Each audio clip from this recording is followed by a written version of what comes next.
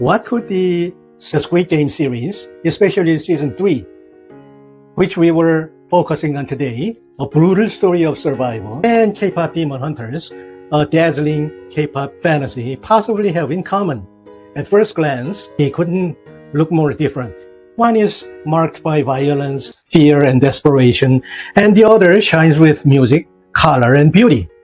But if you look closer, both reveal something deeply human: our struggle to survive, the masks we hide behind, and the betrayals that wound us, and the false choices that make us question whether we're ever truly free.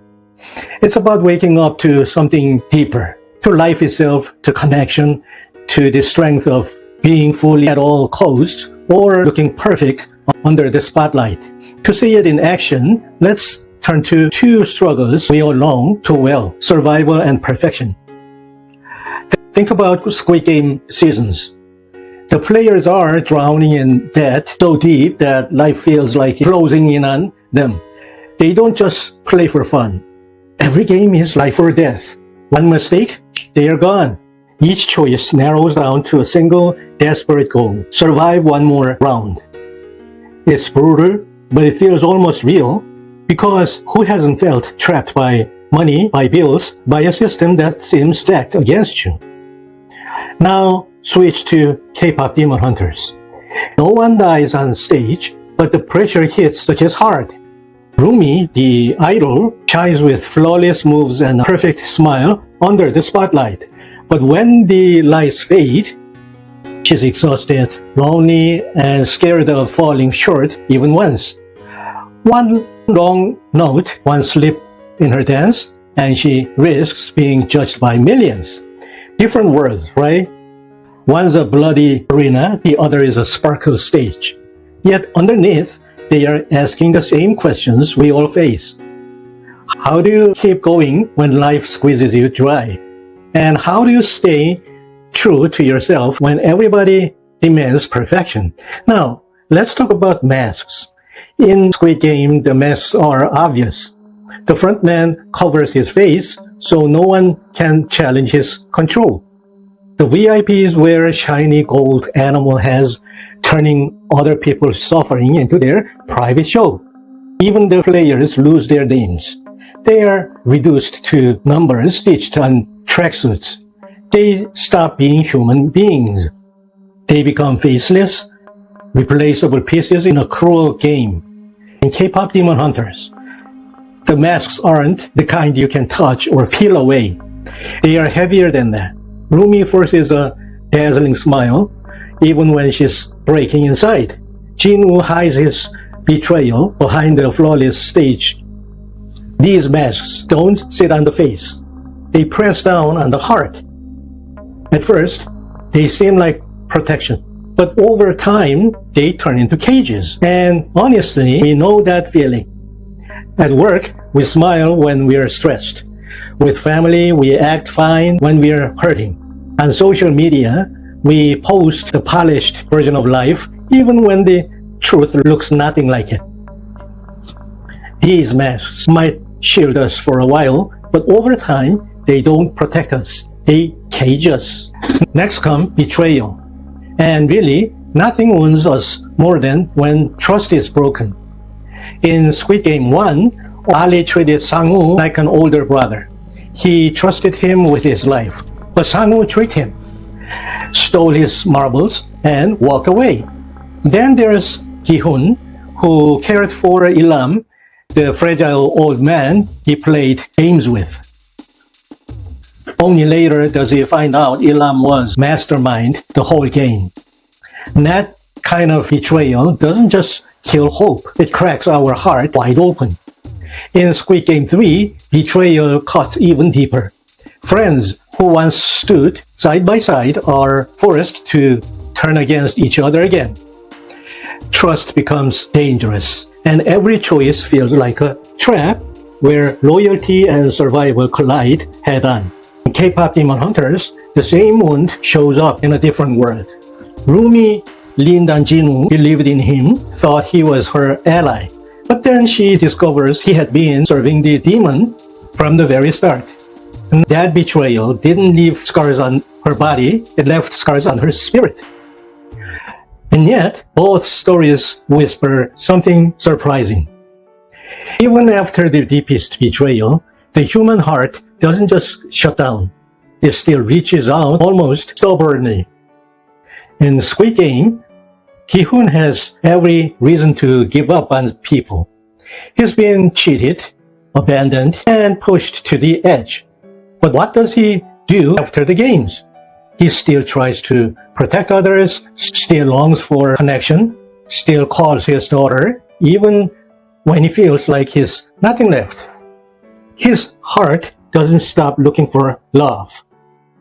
And in the K-pop Demon Hunters demands, she could keep hiding forever.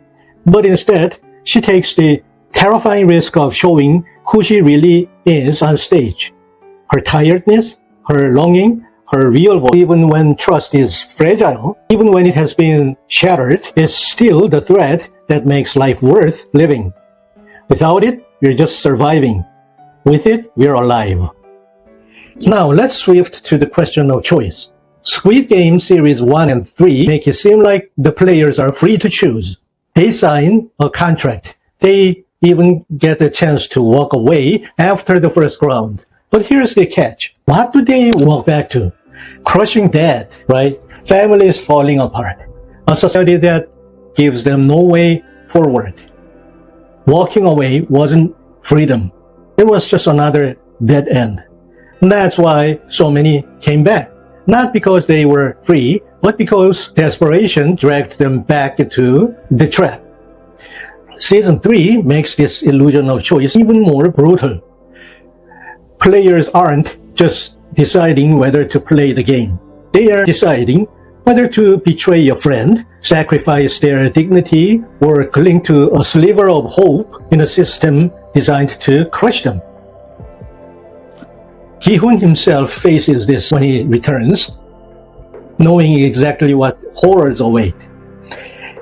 His decision isn't just made out of curiosity or courage, but out of a desperate need to confront the machine that destroyed so many lives. And here is the deeper twist. Outside the arena, people watching the games also believe they are choosing entertainment, choosing to cheer, choosing to look away. But just like the players, their choices are shaped by the same system of greed, spectacle, and control. Season 3 expresses this more than ever. Freedom isn't about signing a contract. It's about breaking the freedom from the very system that makes choice an illusion in the first place. And yet, despair isn't the last word. Both Squid Game seasons and K-pop Demon Hunters remind us that even in the darkest places, like death, loss, and betrayal, something new can still rise. Even in a place built on fear and greed, love and loyalty still matter. Right? Yes. Season 3 shows us a Gi-hoon who refuses to let despair have the final word. He isn't playing just to survive anymore. And in that, the story shifts. It's no longer only about that survival, but about the stubborn spark of humanity, the same spark that lifts up Rumi and her friends in K-pop Demon Hunters. And maybe that's why these stories hit us so deeply. Because real life is just like that, beautiful and brutal at the very same time. We live in a world where joy and pain coexist, where moments of beauty are often shadowed by struggle. So, what are these stories really showing us? They hold us a mirror to our own lives. They expose the masks we wear to look strong, the false freedoms we accept without even noticing, the betrayals that cut us open, and the cracks we desperately try to cover. But they don't leave us in despair. That's important. They remind us that even though all of that, through brokenness, fear, and loss, something deeper can still break through. Sometimes it's in the cracks that the light enters. Sometimes it's the very place we thought was ruined that becomes the doorway to hope. Think about it. In Squid Game 3, moments of compassion still break through the terror. Gi-hun, hardened by everything he's already lost, could have closed his heart for good.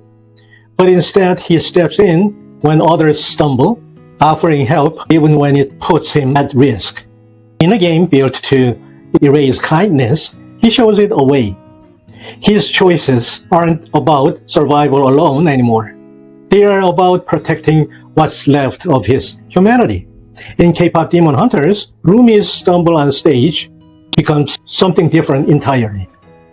That honest break invites people closer, reminding us that weakness isn't failure. In this system, compassion can be resistance. And that's what makes him dangerous to game itself. The real victories in these stories don't come from outlasting everyone or shining flawlessly under the spotlight. They happen in fragile moments when kindness, honesty, and connection push through the darkness. A hand reaching out before someone falls. A voice shaking but telling the truth away. A heart choosing people over power. Here's the uncomfortable part for us. We live in a world that keeps shouting, work harder, win bigger, perform better.